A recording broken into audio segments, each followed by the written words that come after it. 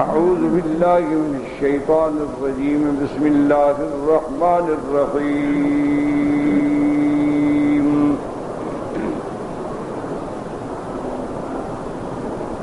کس جگہ سے ہے بھائی؟ نہیں یہاں سے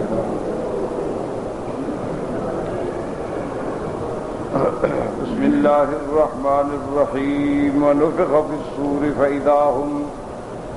فإذا هم من الأجداث إلى ربهم ينسلون. قالوا يا ويلنا من بعثنا من مرقدنا هذا ما وعد الرحمن وصدق المرسلون.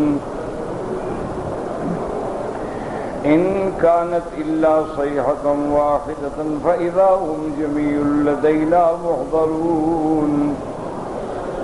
فاليوم لا تظلم نفس شيئا ولا تجزون إلا ما كنتم تعملون. قال المؤلف والمفسر رحمه الله تعالى أدام النفع في علومه وعلومكم في الدارين آمين إلى أن قال هذه هي النفخة الثالثة وهي نفخة البعث والنشور للقيام من الأجداث والقبور. ولهذا قال تعالى فإذا هم من الأجداث إلى ربهم ينسلون. والنسلان هو المشي السريع كما قال تعالى يوم يخرجون من الأجداث سراعا كأنهم إلى نصب يوفضون. اب مفسر رحمۃ اللہ علیہ فرماتے ہیں کہ اس آیت میں جو نفخ فی الصور ہے اس سے مراد تیسرا نفخہ ہے.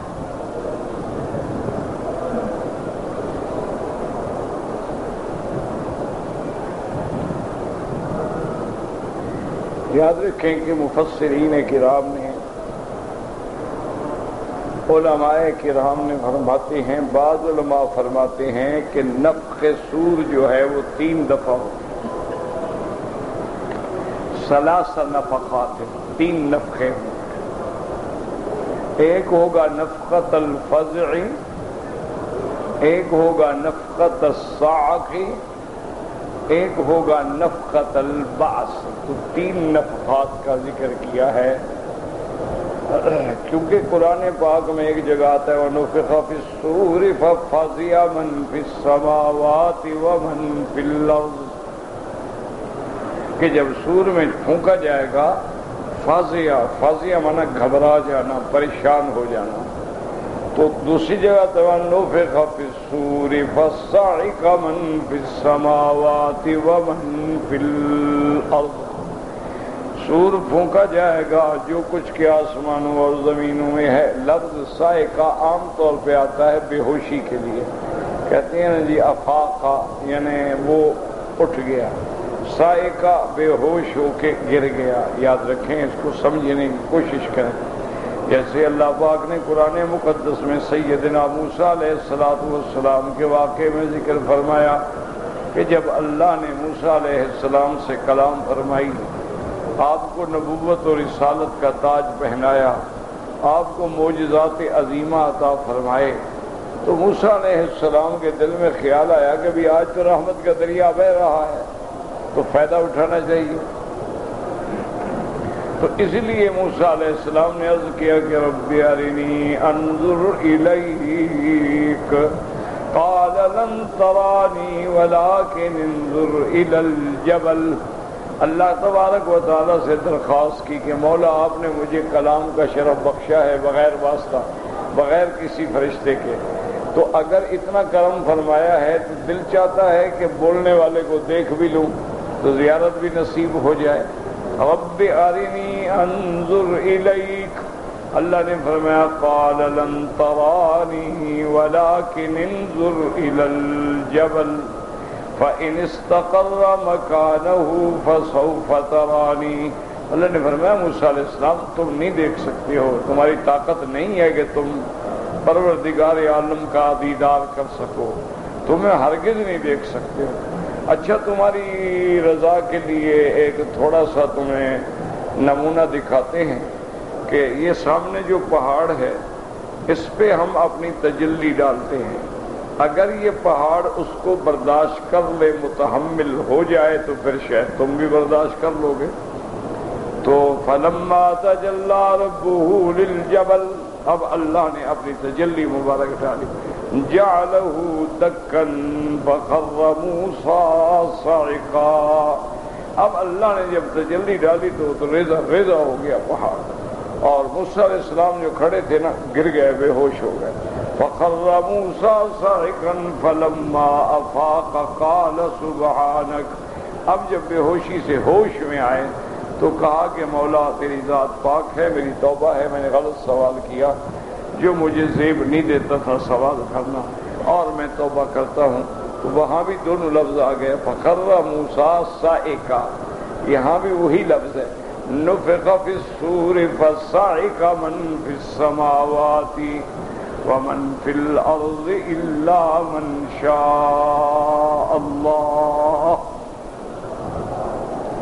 تو اب جو بات ہے وہ یہ بھی سمجھ لیں کہ دنیا میں کوئی انسان اللہ تعالی کی زیارت نہیں کر سکتا، یاد رکھیں، دنیا میں کوئی بندہ بھی، کوئی نظر، کوئی آنکھ اس کی زیارت کا احاطہ نہیں کر سکتی ہے۔ لا تدرکہ الابصار وہو یدرک الابصار وہو اللطیف الخبیر، وہ ہر چیز کو دیکھتے ہیں لیکن ہم ان کو نہیں دیکھ سکتے۔ لیکن قیامت والے دن یاد رکھیں کہ جب قیامت قائم ہو جائے گی اور جنت والے اللہ کی رحمت سے جنت میں جائیں گے، جہنمی جہنم میں جائیں گے، تو قیامت میں دیدار ہوگا ہر مسلمان کو زیارت ہوگی، ہر مسلمان کو اللہ تبارک و تعالی اپنی دیدار کرائیں گے۔ اس لیے کہ صحیح حدیث مبارک میں آتا ہے، میرے محبوب دو عالم سیدنا محمد مصطفیٰ صلی اللہ علیہ وسلم 14ویں کی رات میں بیٹھے ہیں، چاند کھلا ہوا ہے۔ آپ نے صحابہ سے پوچھا، هل تضامون فی رؤیتہ، اس چاند میں تمہیں کوئی شبہ ہے؟ انہوں نے کہا یا رسول اللہ 14ویں کے چاند میں کیا شبہ؟ پہلی رات یہ چاند میں تو ہوتا ہے کسی کو نظر آیا کسی کو نظر نہ آیا، کہ بڑا باریک ہوتا ہے خفی، کہ تو 14ویں کا چاند ہے سب کو نظر آ رہا۔ آپ نے فرمایا انکم سترون ربکم فلا تضامون فی رؤیتہ، تم سب کو اللہ قیامت میں اپنا دیدار کرائیں گے جس میں کوئی شبہ نہیں ہوگا۔ تو ہر آدمی کو اللہ تبارک و تعالی اپنا دیدار کروائیں گے۔ اس کی وجہ یہ ہے، یاد رکھو کہ ہر مخلوق فانی ہے، اللہ کی ذات باقی ہے، تو کوئی فانی کسی باقی کا احاطہ نہیں کر سکتا۔ اب قیامت میں جب ہم دوبارہ اٹھیں گے تو اللہ ہمیں بھی تو ایسی حیات دیں گے نا، ہمیشہ رہے گی، اس پہ فنا نہیں آئے گی، تو ہمیں بھی وہ زندگی ملے گی، وہ اعضاء ملیں گے، وہ دماغ ملے گا، وہ نظر ملے گی جس پہ کبھی فنا نہیں آئے گی، تو پھر اللہ دیدار کرنا ہے۔ اس لیے حدیث مبارک میں آتا ہے کہ میرے اللہ اپنے جنت والے مومنوں پہ خود سلام فرمائیں گے، سلام قولا من رب الرحیم، اور فرمائیں گے میرے بندے کچھ چاہتے ہو؟ تو بندے کہیں گے مولا کون سی نعمت ہے جو آپ نے ہمیں نہیں دی ہے کہ اب ہم اور بھی مانگیں؟ آپ نے ہمیں جنت دے دی، ہر نعمت دے دی، اور ہمارے تصور اور عقل اور فکر سے ماورا نعمتیں مل گئیں، اب کون سی ایسی چیز بچ گئی ہے کہ ہم آپ سے سوال کریں؟ اللہ فرمائیں گے میرے بندے میں تم کو آج ایسی چیز دیتا ہوں جو پہلے کبھی نہیں ملی۔ پہلے اب بندے حیران ہو جائیں گے کہ وہ کون سی چیز؟ اللہ فرمائیں گے احل علیکم رضوانی فلا اسقط بعدہ ابدا، آج میں تم پر اپنی رضا کا فیصلہ کرتا ہوں کہ پھر کبھی تم سے ناراض نہیں ہوں گا، اور پھر اللہ اپنا دیدار کروائیں گے۔ اور یاد رکھیں کہ دیدار جو ہے اس کے بھی مراتب ہوں گے، بعض لوگوں کو مہینے میں ایک دفعہ زیارت ہوگی، بعض کو ہفتے میں ایک دفعہ زیارت ہوگی، بعض کو روزانہ زیارت ہوگی، اور بعض شان والے ہوں گے جو جب چاہیں گے زیارت کر لیں گے، جیسے اللہ فرماتے ہیں فی مقعد صدق عند ملیک مقتدر، تو یہ قیامت میں رویت ہوگی، دنیا میں رویت نہیں ہوگی، یاد رکھیں۔ باقی ایک بات یاد رکھیں کہ سرکار دو عالم نے، حضور نے اللہ کو دیکھا۔ وہ بی بی عائشہ نہیں مانتی تھی،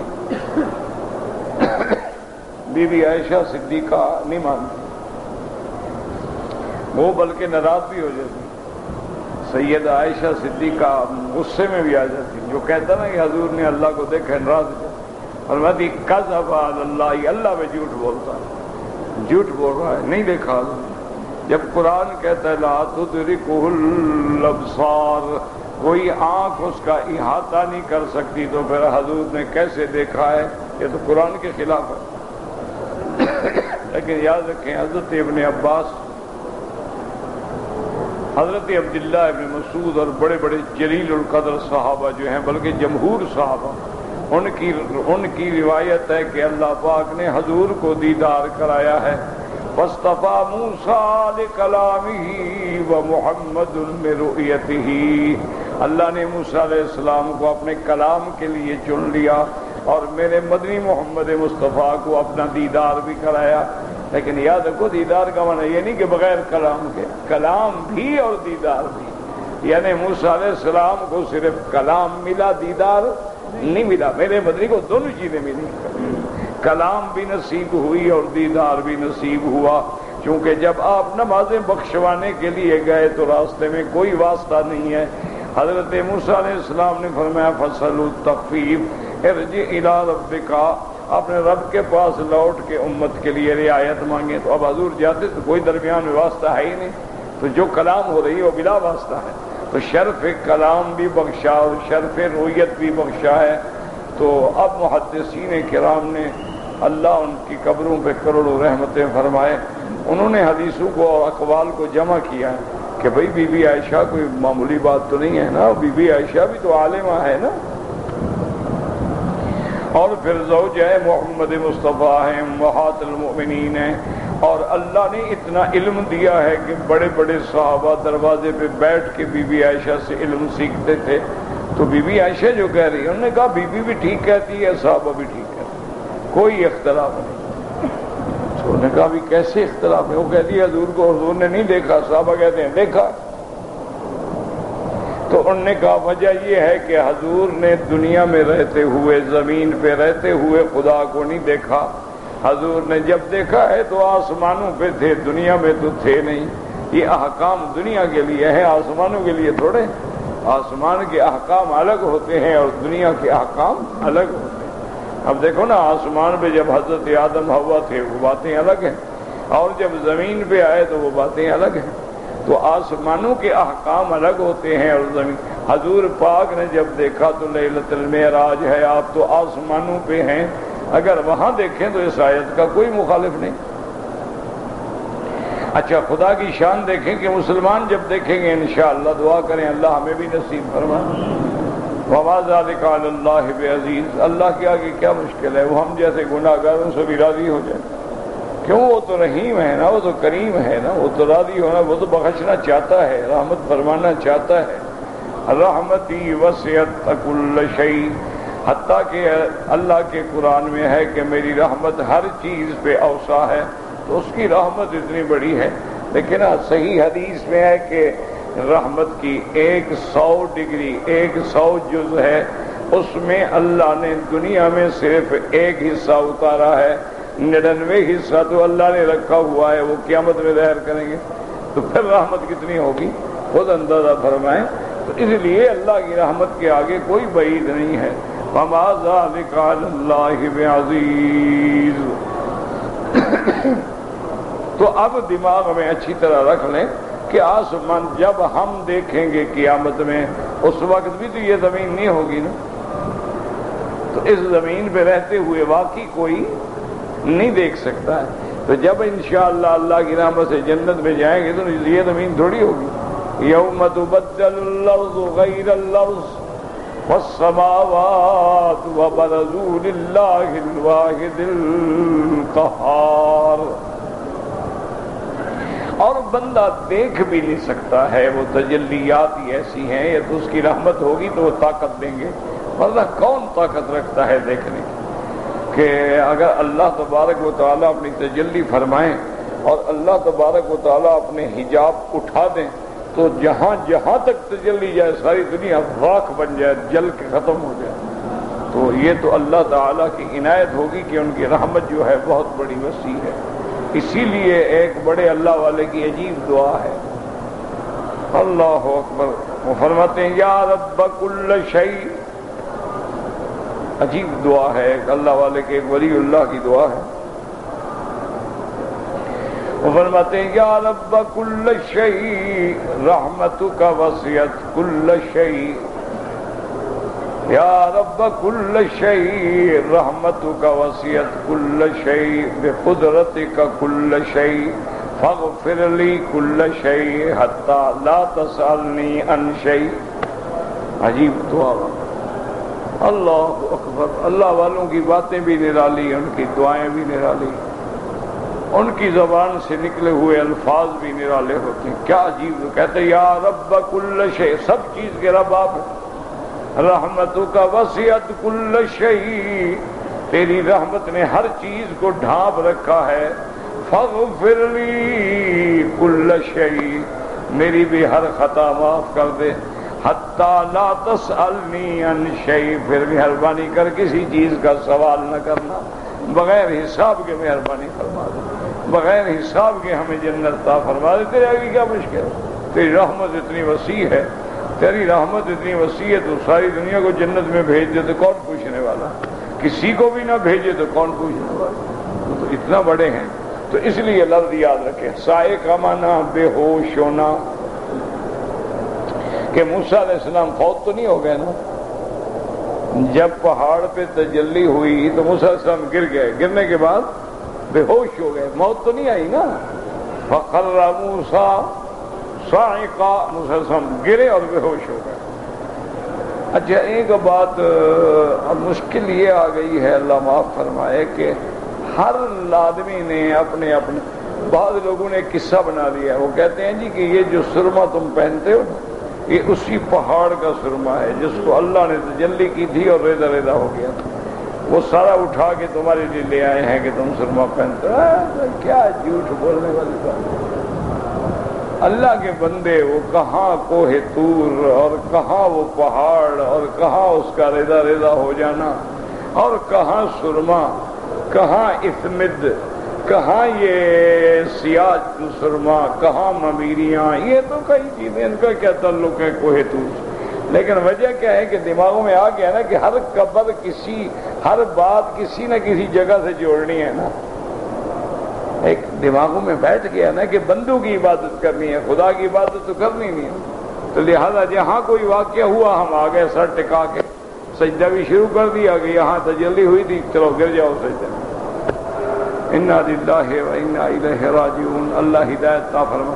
تو اب سمجھیں لفظ فخر موسیٰ صاعقا، موسیٰ السلام گر گئے، بے ہوش ہو گئے. اچھا اسی طرح حدیث میں آتا ہے، صحیح حدیث، حضور صلی اللہ علیہ وسلم فرماتے ہیں کہ قیامت والے دن انا اول من افیکا. یاد رکھیں، لفظوں کو محفوظ رکھا کریں دماغ میں اور سمجھنے کی کوشش بھی کیا کریں. مشکل تو یہ ہے نا کہ بھئی ایک تو آج کل وہ دور نہیں رہا نا قرآن سے شوق کا، ذوق وہ نہیں رہا.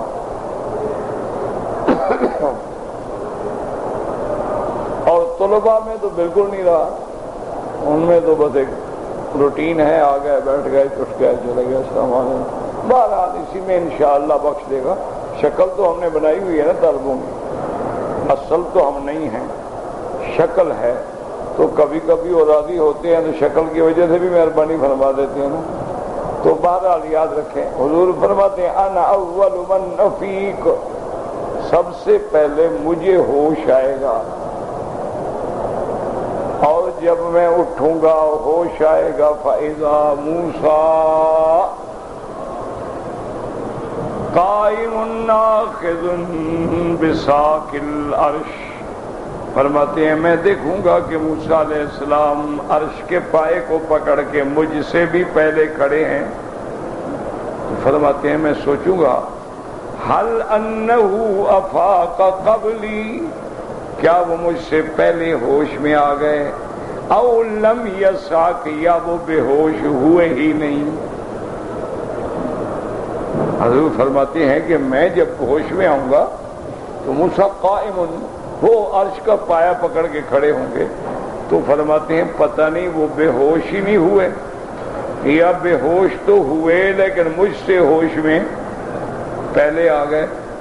کیوں؟ فرماتے ہیں جوزی بصاعقۃ الطور، اللہ نے شاید ان کو وہ بدلہ دیا جو وہ طور پہ بے ہوش ہو گئے تھے، اللہ کے دیکھنے کے لیے بے ہوش ہوئے تھے، تو آج اللہ نے ان کو پہلے ہوش دے دی کہ چلو وہ بدلہ ہو جائے موسیٰ علیہ السلام نے۔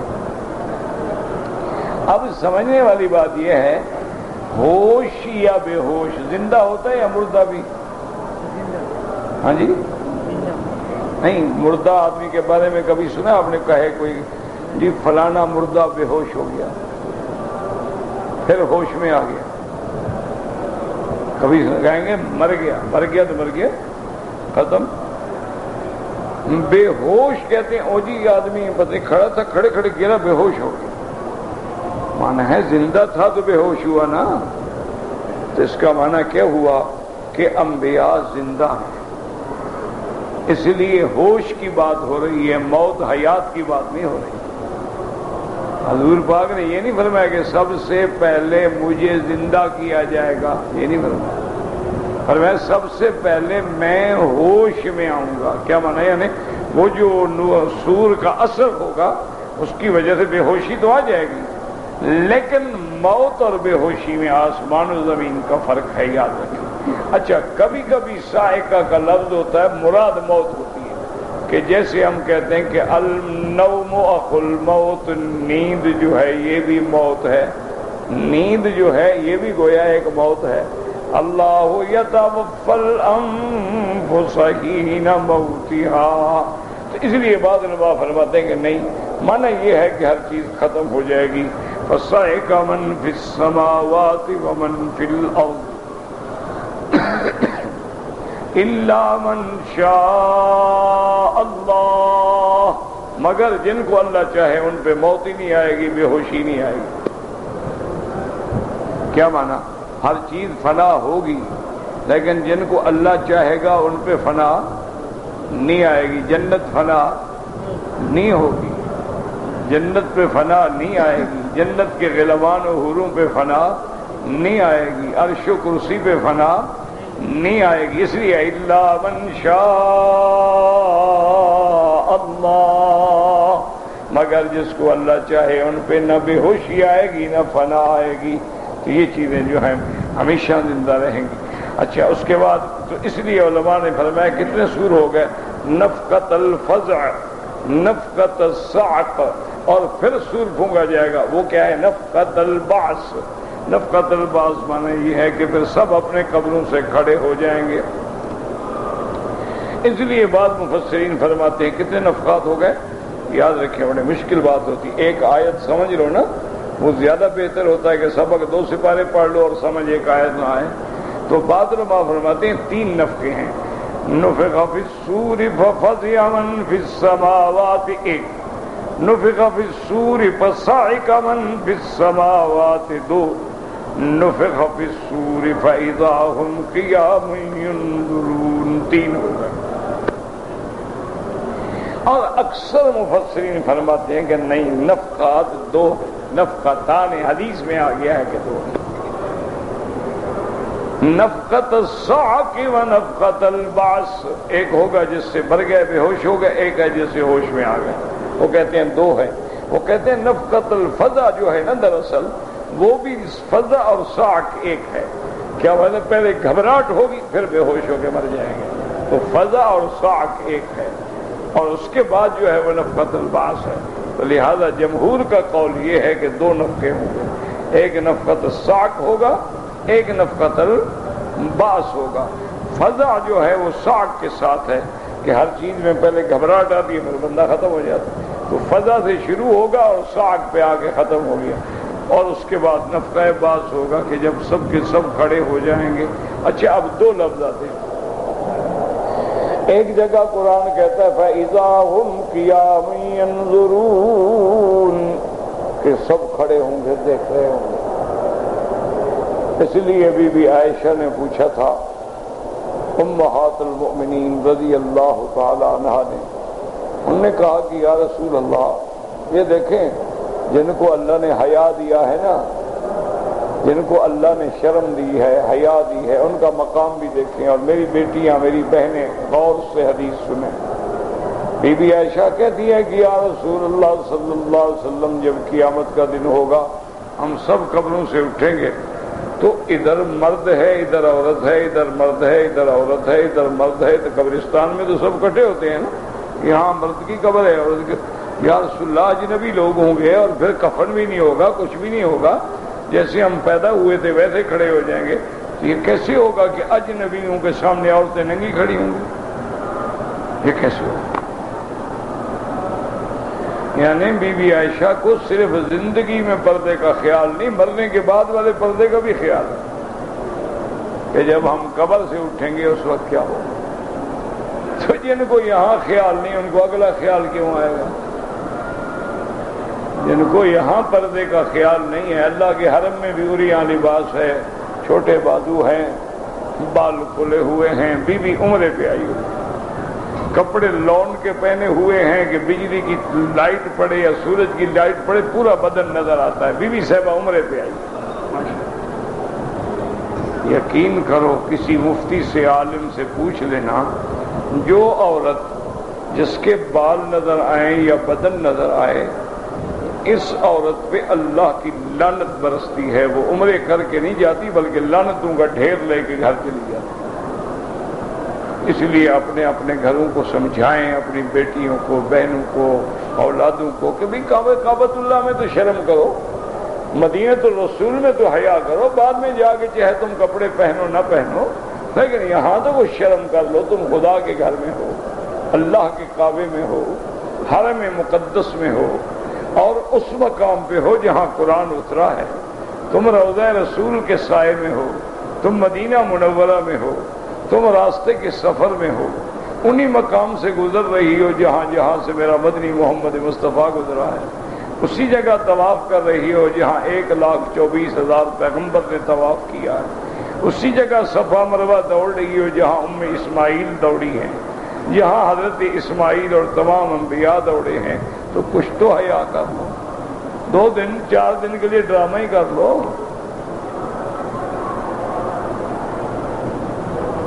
انا للہ و انا الیہ راجعون۔ بس اللہ سے معافی مانگیں، حالات ہمارے بہت خراب ہیں، ہم خدا کے گھر میں آ کے ایسے عمل کر رہے ہیں کہ اس کے قہر کو دعوت دے رہے ہیں، یعنی ہم رحمت مانگنے آئے ہیں، مانگ قہر رہے ہیں، ہم رحمت مانگنے آ رہے ہیں، لعنت کی برس۔ حضور نے فرمایا لعن اللہ المصور والمصور له، فوٹو کھچانے والے پہ بھی لعنت، کھینچنے والے پہ بھی لعنت۔ اب جو حرم میں کھینچ رہے ہیں کیا ہوا؟ تو ہم عمرہ کرنے آئے ہیں، لعنت لینے آئے ہیں، تو کچھ تو لحاظ کریں، کچھ تو شرم کریں۔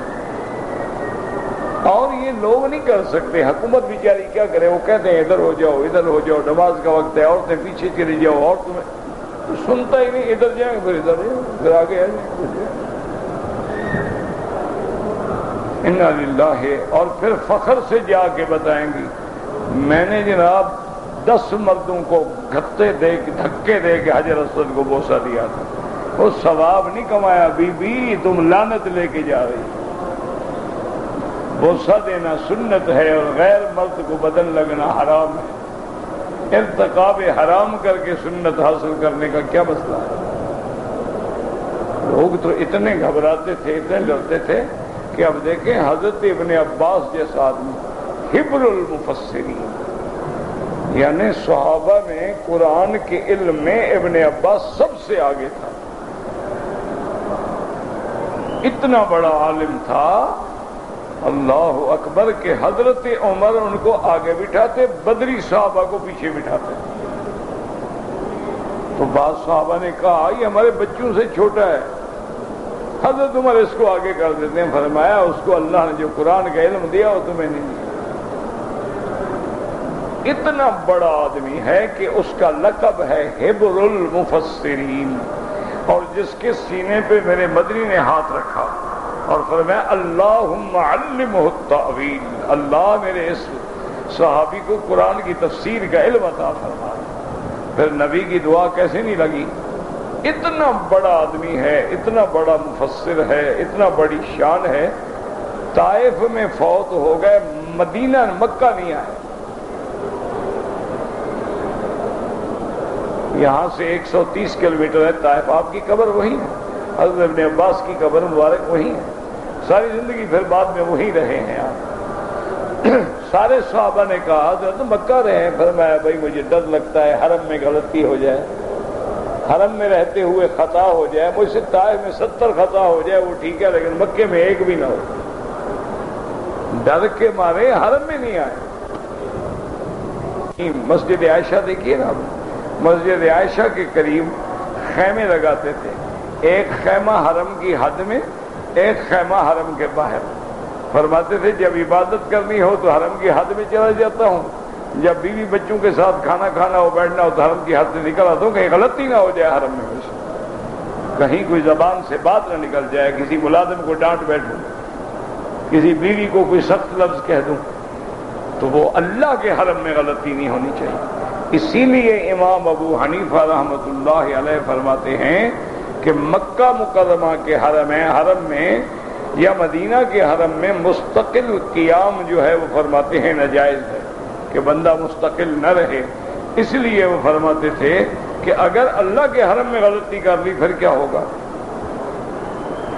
اور دوسرا فرماتے تھے کہ مکے میں رہ کے یاد کرو یار میرے بچوں کا کیا حال ہوگا، میرے گھر والوں کا کیا حال ہوگا۔ کوئی آدمی گالی کہہ رہے یار ہمارا ملک نہیں ہے نا، جو مرضی ہے کرو بابا، ہمارا ملک ہوتا ہم تمہیں بتا دیتے۔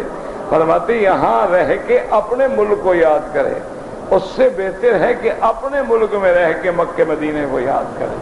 اس لیے امام صاحب کے نزدیک تو جائز ہی نہیں ہے مستقل کی۔ وہ فرماتے ہیں بالکل منع ہے، ادب کے خلاف ہے، جتنا بندے کو زیادہ دیر گزرتی ہے بے ادب ہو جاتا ہے۔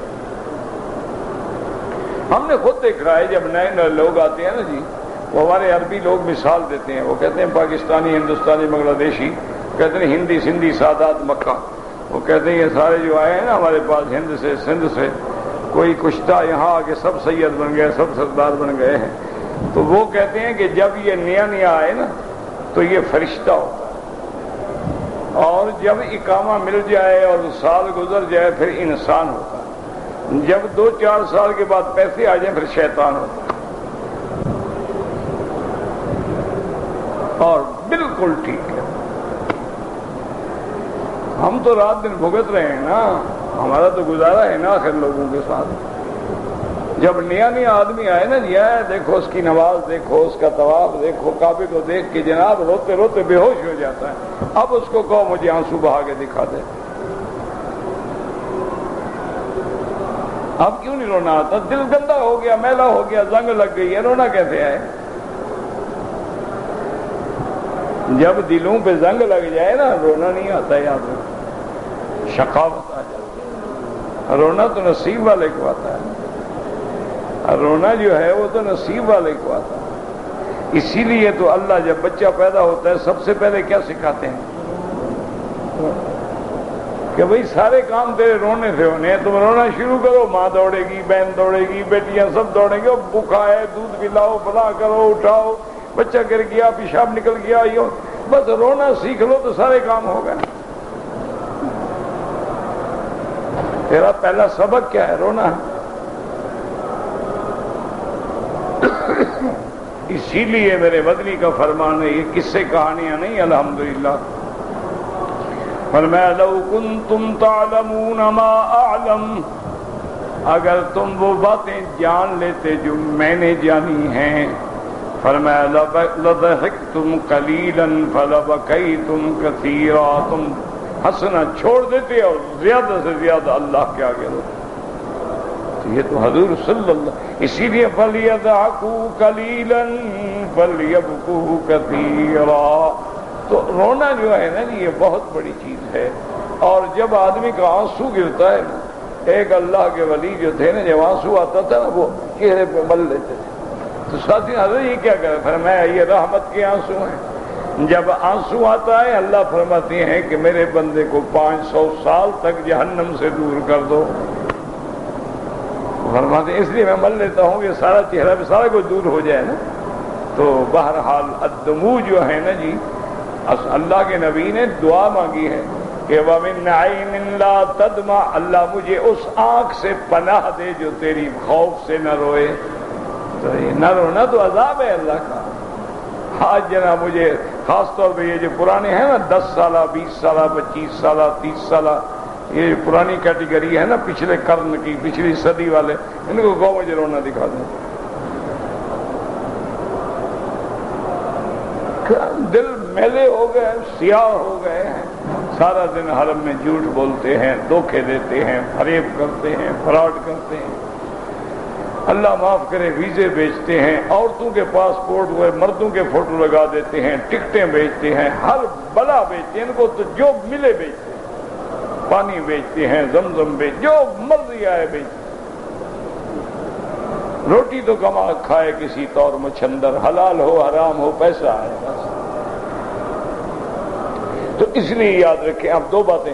بی بی عائشہ پوچھ رہی ہے کہ یا رسول اللہ اس دن کیا ہوگا؟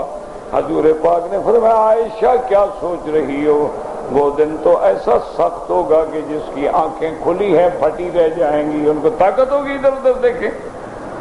میں کیا کہہ رہی ہوں بی بی؟ ہو تو جب ایسے آنکھ کھلی ہے تو کھلی ہے، بس کھڑی ہے، اور جھکی ہے تو جھکی ہے. وہ تو ضرورت ہی نہیں کسی کو کہ ادھر میں ادھر ڈالے کہ عورت ہے یا مرد ہے. اس تو کسی کو طاقت ہی نہیں ہو. ایسے اچھا اب دو لفظ ہیں. ایک ہے کہ قبروں سے جب سور پھونکا جائے گا ہم کھڑے ہو جائیں گے، اور جو آج آیت پڑھ رہے ہیں یہ ہے کہ جب سور پھونکا جائے گا تو قبروں سے تیزی سے دوڑ پڑیں گے. نسلان، نسلان مانا تیز تیز چلنا. اسی لیے کہتے ہیں نا بچے کو نسل، بھئی کس نسل سے ہے، یہ کون سی نسل ہے کہ بچہ بھی ماں کے پیٹ سے جلدی باہر آتا ہے. اگر دیر ہو جائے تو بچہ تو ختم ہو جائے، یا مر جائے یا پاگل ہو جائے. اس لیے اللہ نے نظام بنایا ہے. اور اللہ کا نظام دیکھو، کبھی آپ ڈاکٹروں کے پاس جا کے بھی دیکھ سکتے ہیں کہ بچہ جب ماں کے پیٹ میں ہوتا ہے نا یوں کھڑا ہوتا ہے، سر اوپر ہوتا ہے، پاؤں نیچے ہوتے ہیں. اور جب ولادت کا وقت آتا ہے نا تو اللہ سکھلاتے ہیں کہ جناب جلدی جلدی کلٹی کھاؤ، سر پہلے نکلے ٹانگیں بعد میں نکلیں. تو اللہ اس کو نکلنے کا راستہ سکھلاتے ہیں. اگر ٹانگیں پہلے نکلتی ہیں اور سر پیچھے رہ جاتے تو حضرت تو یہاں پر مر جاتے، سانس ہی ختم ہو جاتی. اللہ فرماتے ہیں انا ہدیناہ السبیل، ہم نے اس کو راستہ بتایا ہے کہ کیسے نکلنا ہے. یہ سارے راستے اللہ خود سکھلاتے ہیں. اچھا اس کو پتا ہے کہ میرے دودھ کی نہر کہاں ہے؟ کون سکھلاتا ہے؟ اللہ سکھلا رہے ہیں نا کہ بھئی تم نے پستان سے دودھ پینا ہے، ہاتھوں سے بھی نہیں پینا، پاؤں کے انگوٹھے سے بھی نہیں پینا، ورنہ تو بچہ ہے نا جی، ہاتھوں کو چمٹ جائے، ماں کے پاؤں کو چمٹ جائے، نہیں وہ سینے پہ آئے گا، وہیں آ کے منہ مارے گا. اور جیسے منہ مارے گا اللہ کی رحمت جوش میں آئے گی اور دودھ بھی آ جائے گا. آج کل تو خیر خاون دودھ پیتے ہیں، پتہ نہیں بچوں کو ملتا ہے کہ نہیں ملتا، خدا جانے. آج کل خاون دودھ پی رہے ہیں نا ماشاءاللہ. انا للہ و انا الیہ. بس ہم مولوی میرے خیال میں روتے روتے مر جائیں گے، تم اپنی حالت پہ رہو گے.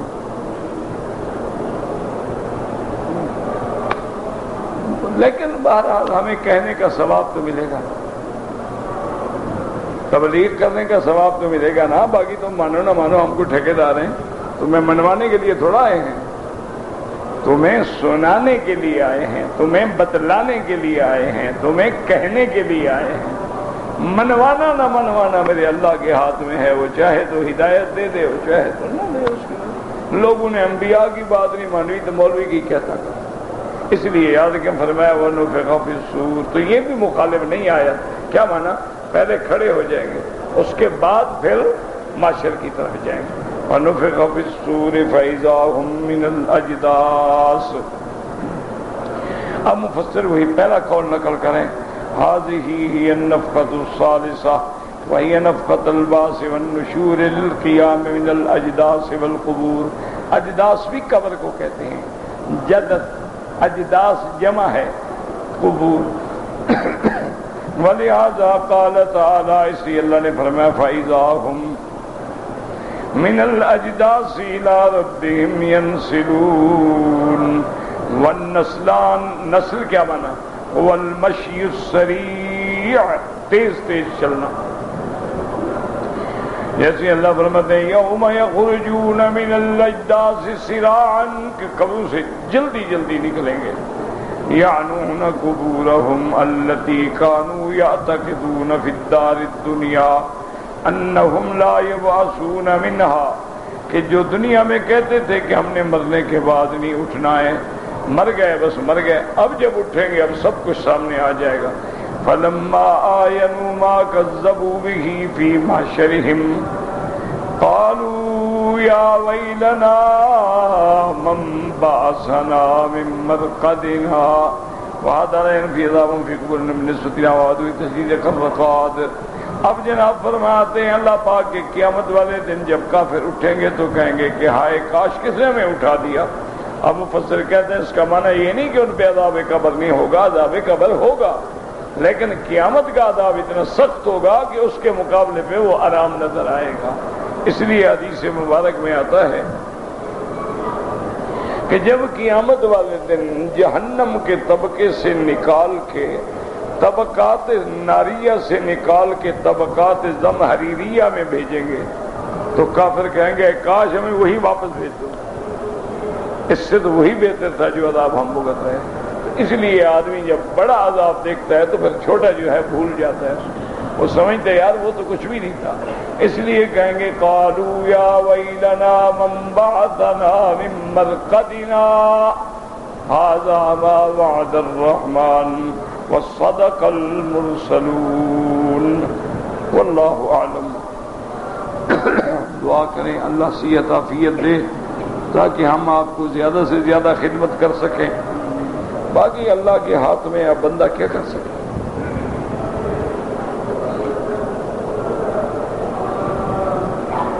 اس میں بھی اس کی حکمتیں ہیں نا جی، وہ بیماری دیتا ہے تو حکمت ہے، صحت دیتا ہے۔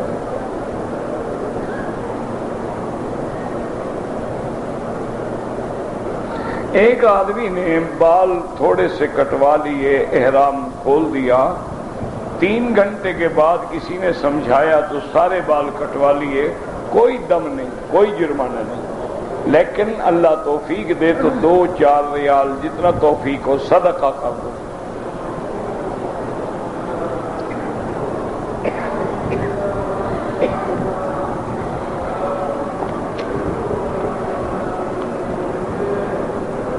کہتے جی کہ یہاں جو بیئر ملتی ہے اس کا پینا جائز ہے؟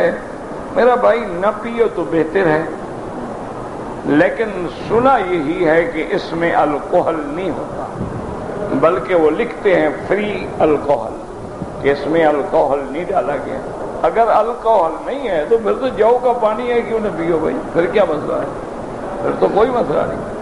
حرام تو تب ہوتی ہے جب الکوہل کی آمیزش ہو۔ وہ کہتے ہیں یہاں جو بناتے ہیں المرائی والے یا باہر سے بھی جو آتی ہیں ان کے ساتھ یہ شرط ہوتی ہے کہ وہ بدون الکوہل ہو، لیکن نہ پیو تو بہتر ہے۔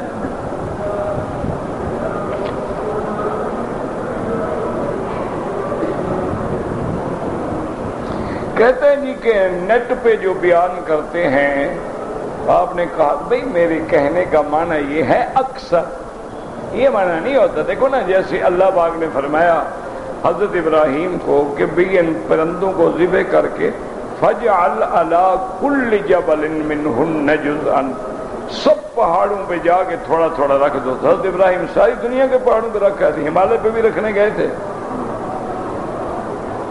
معنی ہوتا ہے جو آپ کے سامنے ہے اکثر، یہ معنی تھوڑا ہوتا ہے کہ اس پہ علماء نہیں آتے ہیں یا اسرار صاحب، ٹھیک ہے میں خود جانتا ہوں، میرے مہربان ہیں، دوست ہیں، اللہ کا فضل ہے، ان کا قرآن پر بڑا مطالعہ ہے، اللہ نے ان کو توفیق دی ہے۔ گو یاد رکھیں وہ بھی اس طرح کے راستے سے نہیں آئے جو علم حاصل کرنے کا راستہ ہے، اسی لیے ان سے بھی بڑی غلطیاں ہوئی ہیں، جیسے مودودی صاحب سے غلطیاں ہوئی۔ اسی طرح ان کے اپنے استاد امین احسن اصلاحی سے غلطیاں ہوں، ان کی غلطیاں تو خود ڈاکٹر صاحب نے آپ بیان کی ہیں۔ ڈاکٹر صاحب کے بڑے خدمات ہیں، اللہ قبول فرمائے۔ مجھے تو ان سے ویسے محبت ہے، میں تو ایک دفعہ لاہور گیا تو ان کو مسجد میں بھی گیا۔ محبت الگ چیز ہے، بات ہے اکثر، یعنی اکثر دیکھیں گے آپ کہ اکثر ٹیلی ویژن پہ وہی لوگ آتے ہیں جو بس اللہ رحم کا دھوم مچا دے، دھوم مچا دے، دھوم مچا دے۔ یہ کیا ہے دھوم مچا دے؟ سر ننگا عالم تقریر کرتا ہے؟ حضور پاک نے کبھی سر ننگا ہو کے تقریر کی ہے؟ تو جو تقریر کرنے والا سر سے ننگا کھڑا ہوا ہے وہ کیا تاثر دے رہا ہے دنیا کو؟ اچھا کوئی بات ڈاکٹر صاحبان ایسے ہیں وہ 3 طلاق 1 کر دیتے ہیں، 1 کو 3 کر دیتے ہیں، حالانکہ اس بیچارے نے پتہ نہیں سورۃ البقرہ کبھی پڑھی بھی نہیں ہوگی۔ تو یہ معنی نہیں ہوتا کہ سارے خراب ہیں بھائی، اگر 2 اچھے ہیں، 4 اچھے ہیں اور 95 خراب ہیں تو کیا کہیں گے آپ؟ یہی کہیں گے نا کہ سارے۔ میرے کہنے کا مقصد یہ تھا کہ بھی اب علماء کو میدان میں آنا چاہیے، کسی پر اعتراض نہیں ہے۔ میرا کہنے کا مقصد یہ، کیوں جب تم اچھے لوگ نہیں آؤ گے تو وہ کیا کریں؟ کسی کو تو بلانا ہے نا انہوں نے، کسی کو تو بلانا ہے نا انہوں نے تو اپنا کاروبار کرنا ہوتا ہے نا۔ ماشاءاللہ ادھر عالم دکھائیں گے، ادھر جناب عورت کی جھلکی دکھائیں گے، انہوں نے تو پیسہ کمانا ہے۔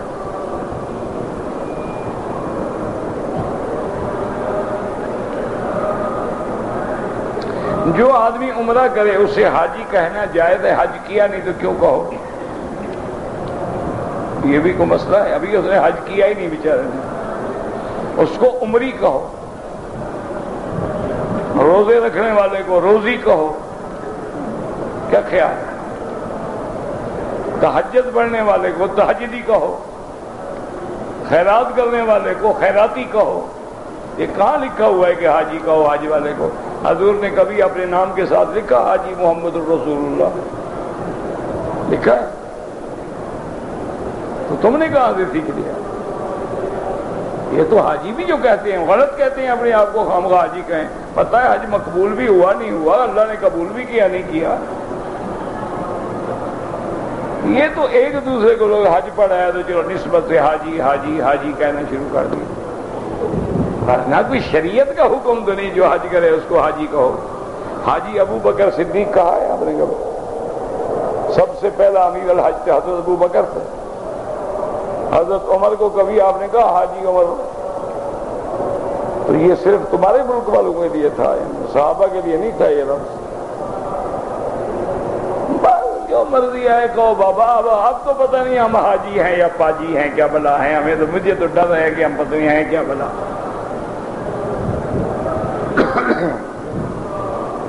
ایک امید ہے نا کہ اللہ قبول فرمائیں گے، ورنہ پتہ تو کوئی نہیں ہے۔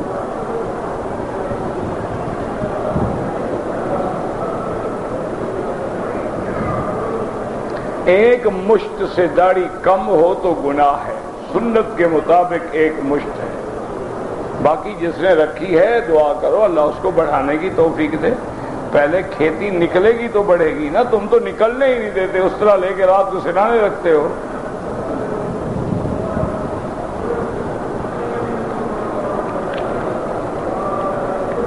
یہ مسئلے چھوڑ دو، یاد رکھو یہ مولوی مکی مولوی مدنی تو ایسے بس ہیں۔ ایک مجھے بتائیں خدا کے لیے، خدا کے گھر میں کھڑے ہو سچی بات کرنا، جتنے نبی گزرے ہیں کسی نے داڑھی مڈائی ہے؟ صحابہ، تابعین، اولیاء اللہ، محدثین، کسی نے؟ تو قیامت میں اللہ فرماتے ہیں کہ ہم سب کو ان کی شکل اور ان کی قسم والوں کے ساتھ کھڑا کریں گے۔ تو داڑھی منڈے کس کے ساتھ کھڑے ہوں گے؟ خود فیصلہ کر لو، مولویوں سے مسئلے نہ پوچھو کہ اللہ کریں گے بھی اپنی اپنی شکل میں چلے جاؤ۔ من تشبہ بقوم فہو منہم احشروا الذین ظلموا وازواجہم، یہ اللہ کا قرآن ہے۔ کیا معنی؟ زانی زانی کے ساتھ کھڑا ہوگا، فاسق فاسق کے ساتھ کھڑا ہوگا، سود خور کے ساتھ کھڑا ہوگا۔ تو داڑھی منڈا، تو تو اگر ہم انبیاء سے بھی کٹ گئے، اولیاء سے بھی کٹ گئے، تو ٹھکانہ کیا ہوگا؟ خود سوچ لیں۔ اور پتہ نہیں کیا مزہ آتا ہے ان کو داڑھی منڈانے میں، لوگ جوان سمجھتے ہیں۔ مجھے بازار سے 336 ریال ملے ہیں، تو اگر مالک کا پتہ نہیں صدقہ کر دو، خیرات کر دو کہ یا اللہ جس کے پیسے ہیں اس کو اجر دے اور مجھے بھی ثواب دے۔ عمرے کے بعد بال تھوڑے کاٹے، 3 گھنٹے کے بعد کاٹ دی، ٹھیک ہو، ابھی تو بتایا ہے نا مسئلہ۔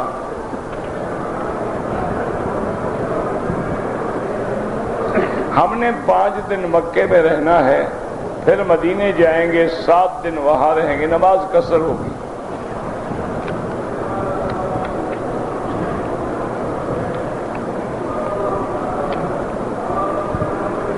میں نے 1984 میں عمرے حج کیا تھا۔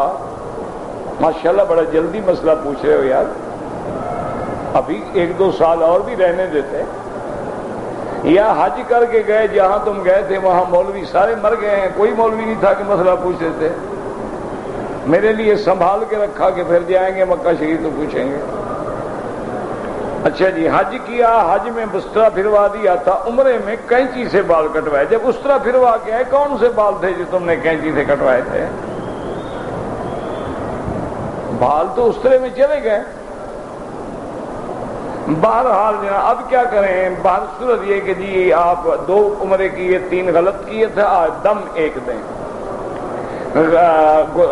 جو دم دیں گے وہ جرمانے کی دم ہے، قربانی نہیں ہے۔ نہ تم خود کھا سکتے ہو، نہ ساتھیوں کو کھلا سکتے ہو، مکے کے غریبوں میں تقسیم کرو۔ مسجد عائشہ سے عمرے کرنے کی شرعی حیثیت کیا ہے؟ اللہ کے نبی کا حکم ہے، اور کیا حیثیت پوچھتے ہو؟ بی بی عائشہ نے کس کے حکم سے کیا تھا؟ اور حضور نے یہ بھی فرما دیا تھا کہ صرف تمہارے لیے اور کسی کے لیے نہیں،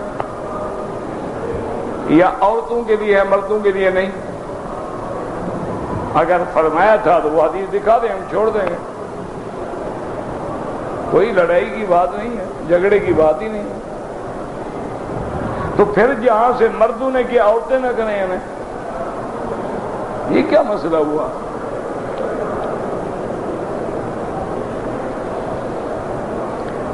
اگر احرام بدل لے کوئی حرج نہیں۔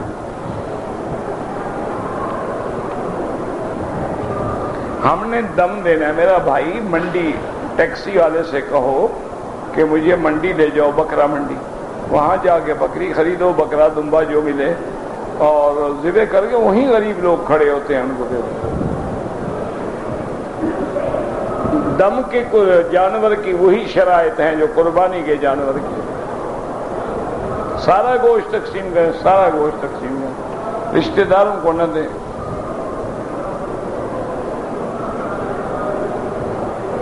کہتے جی کہ موسم کی خرابی کی وجہ سے اگر 2 نمازیں ایک وقت میں پڑھی جائیں بالکل ہو جاتی ہیں، کوئی منع نہیں، صرف دونوں میں فرق ہے۔ امام ابو حنیفہ فرماتے ہیں کہ جمع کرو، لیکن سوری جمع، کیا معنی؟ ظہر کو لیٹ کر کے پڑھ لو آخر وقت میں، عصر کو اول وقت میں پڑھ لو، دونوں کٹھی ہو گئی، ہو بھی اپنے وقت میں گئی، جمع بھی ہو گئی۔ اب دیکھو نا مثلا یہاں پر 3:45 بجے اذان ہوگی، تو آپ 3:30 بجے تک ظہر پڑھ لیں، 4:45 بجے عصر پڑھ لیں، تو جمع ہو گئی، ظہر عصر جمع بھی ہو گئی، اپنے اپنے وقت میں بھی رہے۔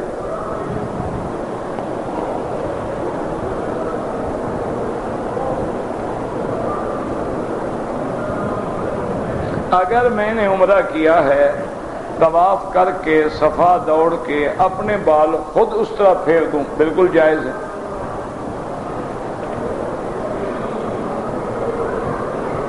اگر عمرہ کر لے، اس طرح پھروا لے، دوبارہ عمرہ کرے، بال نہ ہوں، پھر بھی اس طرح پھیرے گا، بال ہوں یا نہ ہوں۔ اگر گنجا آدمی بھی عمرہ کرے اس طرح پھیرے گا، بال ہوں یا نہ ہوں۔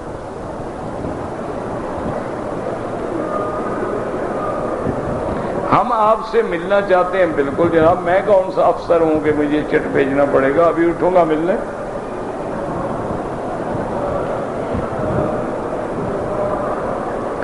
اگر سارے مکے کی حدود میں اکیلے نماز پڑھو تو 1 لاکھ ہے، محلے کی مسجد میں پڑھو گے تو 25 لاکھ ہے، اور کعبے کے اندر آؤ تو یہاں تو پھر کوئی حساب ہی نہیں، 27 لاکھ۔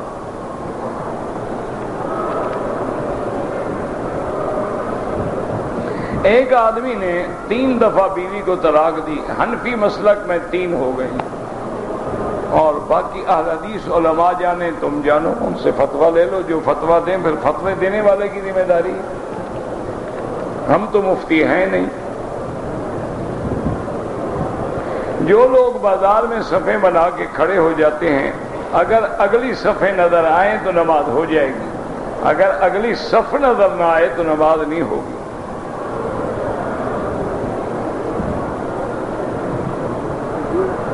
اگر مرد ہے یا عورت ہے، اس کو پیشاب کے قطرے نہیں رکتے، ہر نماز کے لیے نیا وضو کرے۔ کیا معنی؟ مغرب کو وضو کرے، وہ عشاء تک وہی کافی ہے، اسی میں طواف کرے، نفل پڑھے، نماز پڑھے، پھر جب عشاء کی نماز کا وقت ہے پھر دوبارہ وضو کرے۔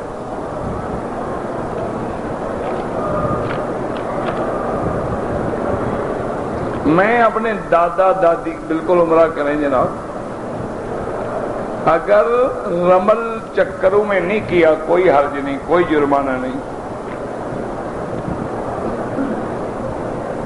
اگر رمضان المبارک میں کسی کو میاں بیوی بوس و کنار کرتے ہوئے انزال ہو گیا، روزہ قضا کریں، استغفار کریں، وہ جرمانہ نہیں ہے، وہ تو تب ہو جب جماع ہو۔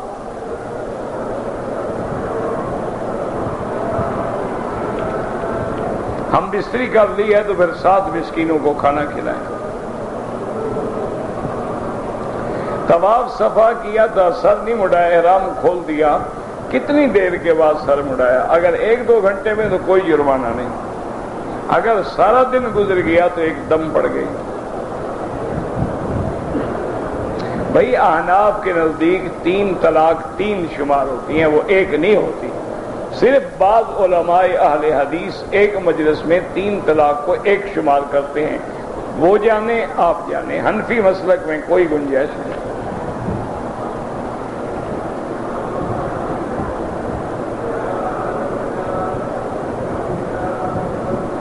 اگر ایک عورت نے پاکستان سے آتے ہوئے عمرے کی نیت کر لی، مکہ پہنچ کے بیچاری ایام حیض میں آ گئی، ابھی ہم نے مدینے جانا، انتظار کرو، جب پاک ہو جائے، صاف ہو جائے، عمرہ کرو، پھر مدینے جاؤ۔ جلدی کیا ہے؟ کون سا کوئی جہاز تمہارا اڑا جا رہا؟ سیٹ پیچھے کرا دو۔ اللہم صلی علی سیدنا محمد وعلی آل سیدنا محمد وبارک وسلم۔ یا حی یا قیوم یا ذا الجلال والاکرام، یا شافی یا سلام، اللہم رب الناس مذہب الباس اشف انت شافی، لا شفاء الا شفاؤک شفاؤک لا یغادر سقما، اللہم اشفنا واشف مرضانا ومرضى من اوصانا ومرضى المسلمین۔ یا اللہ بیماروں کو شفا عطا فرما، یا اللہ بے حیاؤں کو حیا عطا فرما، بے دینوں کو دین عطا فرما، بے اولادوں کو اولاد عطا فرما، جن کی اولادیں ہیں ان کو صالح بنا، جن کے گھروں میں بچیاں ہیں ان کے روشن مستقبل فرما، خیر کے رشتے نصیب فرما، اپنے خزانہ غیب سے رزق کے دروازے کھول دے، تادم حیات کسی بندے کا محتاج نہ فرما۔ یا الہ العالمین، عالم اسلام کی عزت کا فیصلہ فرما، یا اللہ عالم کفر کی ذلت کا فیصلہ فرما، یا اللہ جو تیرے نبی پاک کے گستاخ ہیں، جو قرآن کے گستاخ ہیں، ان پہ قہر نازل فرما، یا اللہ ان سے اپنی قدرت سے بدلہ لے۔ ہم بے بس بھی ہیں، بے وس بھی ہیں، اور نام کے ہم مسلمان رہ گئے، ہمیں کام کا مسلمان بنا دے۔ یا اللہ ہمیں مانگنا نہیں آتا، بغیر مانگے عطا فرما دے۔ یا اللہ جو لوگ بھی دین کا کام کر رہے ہیں ان سب کی حفاظت فرما۔ ربنا تقبل منا انک انت السمیع العلیم وتب علینا انک انت التواب الرحیم۔